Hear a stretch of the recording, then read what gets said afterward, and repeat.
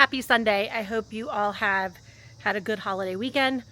I was spent yesterday. I don't know if it was that drive or what was going on, but I had a hard time functioning. But I wanted to revisit the trip to Yellowstone, and I'm going to start a new series called Tips from the Trail. So this will be the first of the series, and in it I plan on, after I go someplace, just giving you a couple of thoughts on, you know, how I packed, how I planned, what I would do differently. And so let's do it for this trip. The first was like, what kind of trip was I gonna have? I had to think about that. Yellowstone is not a spur of the moment kind of park, but I did it in spur of the moment. And here's why. I've been there a lot, so I know how I can do it. I knew that I was going early, so I was gonna miss a lot of the traffic from a summer visit. I knew that I was gonna take my dogs, or my dog and my brother's dog, and it's not a dog-friendly park. Speaking of dogs, they're gonna go bark now. It's not a super dog-friendly park for the safety of your pet and of wildlife. And so I don't dispute that. I think that's totally fine. They are very clear on that. But that means you can only let the dogs out in campgrounds and in parking areas. And even that is incredibly limiting. So I knew this was going to be a drive-through visit. And so I was really clear on that, which meant a lot of time in the car. The next thing is thinking about fueling myself and my vehicle. There's either side of Yellowstone, there are communities that have food and fuel. And some places within Yellowstone have fuel. There's lovely food options in Yellowstone.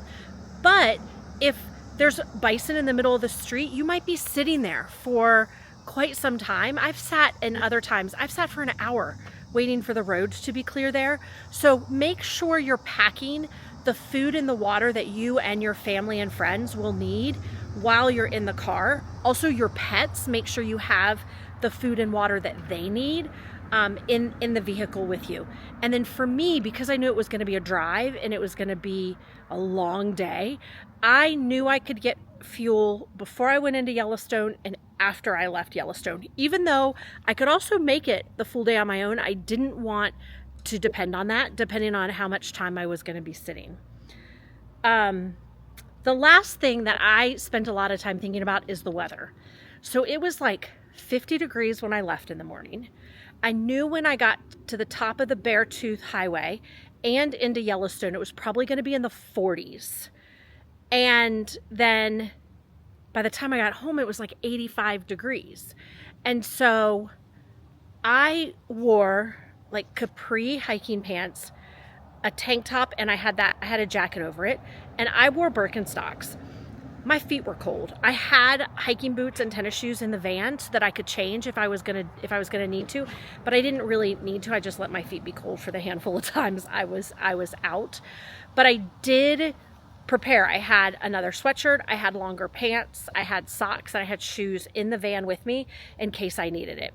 The other part was weather. If you watched the earlier videos, you saw like at one point I was in the field and I talked about like seeing the clouds behind me, so I knew a storm was coming in. And then in another video, I was on a lookout and I got to the top of this lookout, which wasn't far. It was, 30 yards from the van. And I'm like taking this beautiful scenic image of over the plains, and all of a sudden this thunder was like right on top of me, and I looked around and you could see the wall of rain coming. It came fast. And so I also had the car wasn't far from me. I knew that. And I also had a raincoat and umbrella if needed in the van. And so think about the weather. And I was prepared if it was going to be bad that I would just pull over and stop for a little while. So think about that weather as you're planning your trip to the park. I hope this is helpful to you. Look forward to other tips from the trail in coming days and weeks.